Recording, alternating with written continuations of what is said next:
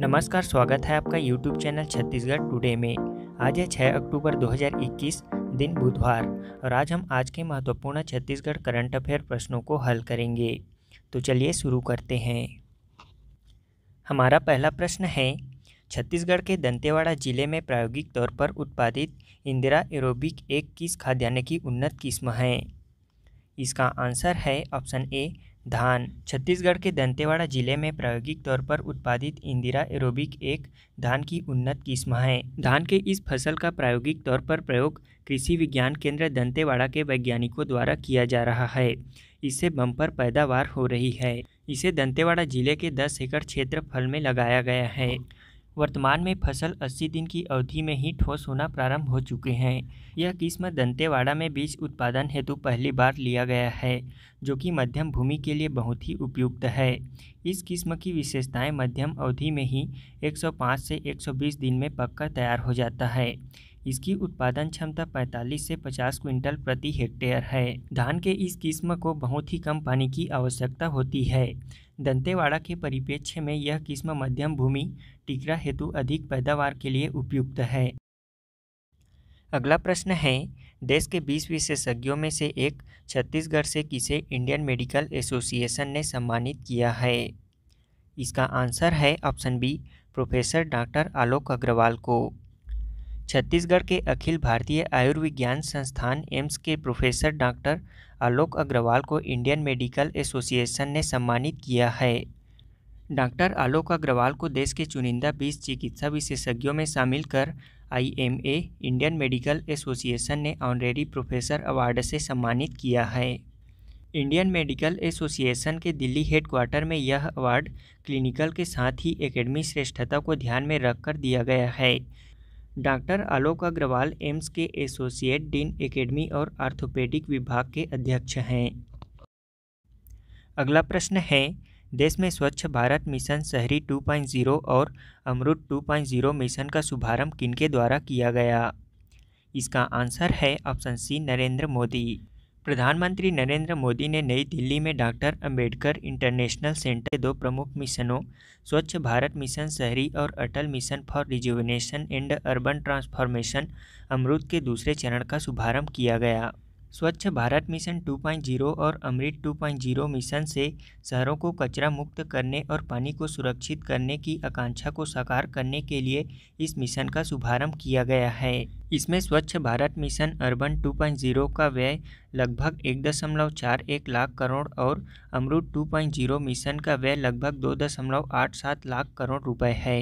बता दें कि स्वच्छ भारत मिशन शहरी 2.0 सभी शहरों को कचरा मुक्त बनाना और अमृत के अंतर्गत आने वाले शहरों के अलावा अन्य सभी शहरों में भूरे और काले पानी का प्रबंधन सुनिश्चित करना है। इसके साथ ही सभी शहरी स्थानीय निकायों को ODF प्लस और 1 लाख से कम आबादी वाले लोगों को ODF प्लस प्लस बनाना है और सभी क्षेत्रों में सुरक्षित स्वच्छता के दृष्टिकोण को प्राप्त करना है। वहीं अमृत मिशन 2.0 के तहत लगभग 2.68 करोड़ नल कनेक्शन प्रदान करके लगभग 4,700 शहरी स्थानीय निकायों के सभी घरों में पानी की आपूर्ति का 100% कवरेज प्रदान करना है। अगला प्रश्न है, छत्तीसगढ़ में लघु वनोपज संग्रहण कार्य को उन्नत और बेहतर बनाने के लिए राज्य लघु वनोपज संघ का किसके साथ अनुबंध किया गया है?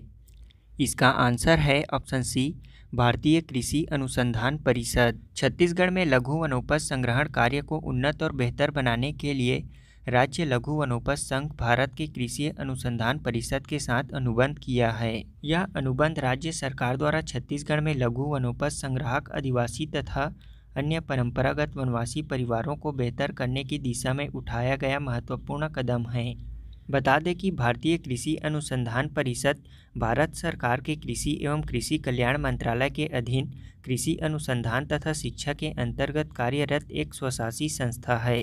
यह देश में कृषि उद्यानिकी, मत्स्य पालन तथा पशु विज्ञान में समन्वय स्थापित करने तथा मार्गदर्शन देने वाली सर्वोच्च संस्था है। इस अनुबंध के अंतर्गत भारतीय कृषि अनुसंधान परिषद के संस्थान छत्तीसगढ़ राज्य लघु वनोपज संघ को संग्रहण, भंडारण तथा प्रसंस्करण हेतु नवीनतम उपकरण तथा तकनीकी मार्गदर्शन उपलब्ध कराएंगे। भारतीय कृषि अनुसंधान परिषद से समझौते के तहत उपलब्ध आधुनिक उपकरणों तथा तकनीकी का प्रयोग लघु वनोपज संग्रहण में लगे लोगों की मेहनत कम करेगा तथा उन्नत संग्रहण सुनिश्चित हो पाएगा।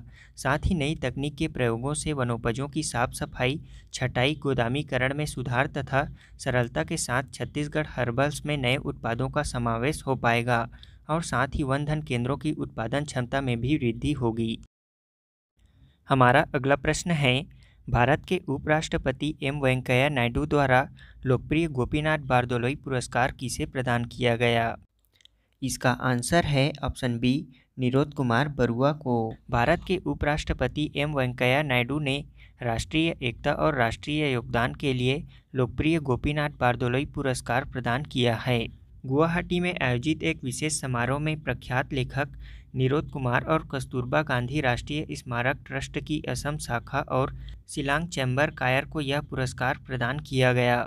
इस पुरस्कार में 5 लाख रुपए का नगद इनाम, एक प्रशस्ति पत्र और एक शॉल दिया जाता है।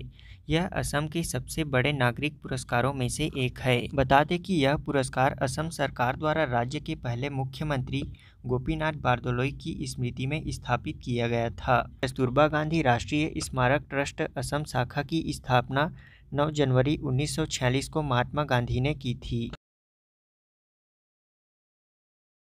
छत्तीसगढ़ से संबंधित किस व्यक्ति को नॉर्वे का गांधी पत्रकारिता सम्मान से सम्मानित किया गया है? इसका आंसर है option C, doctor Sushil Trivedi को। अगला प्रश्न है, छत्तीसगढ़ राज्य के गौठानों में गोबर से बिजली उत्पादन की परियोजना का वर्चुअल शुभारंभ मुख्यमंत्री द्वारा किस ग्राम पंचायत से किया गया? इसका आंसर है ऑप्शन बी, ग्राम पंचायत राखी से। अगला प्रश्न है, केंद्रीय कानून और न्याय मंत्री किरण रिजिजू ने कहाँ भारत के पहले खेल मध्यस्थता केंद्र का उद्घाटन किया है?